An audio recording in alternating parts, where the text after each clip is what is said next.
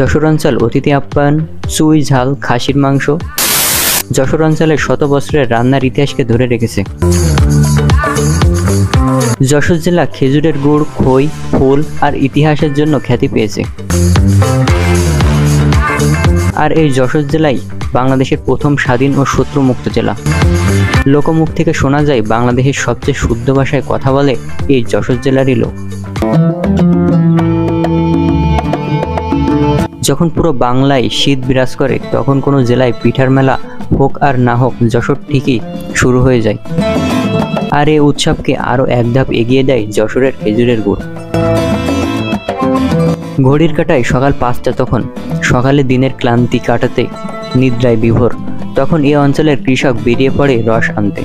সত্যি এ শহর নিজে ঘুরে না দেখলে বোঝা যাবে না কতটা বিচিত্রে ভরা এই প্রাচীন শহর। আর তারপরেই শুরু হয় রস থেকে গুড় বানানোর এক মহাযজ্ঞ, যে মহাযজ্ঞ চলে সকাল থেকে দুপুর পর্যন্ত।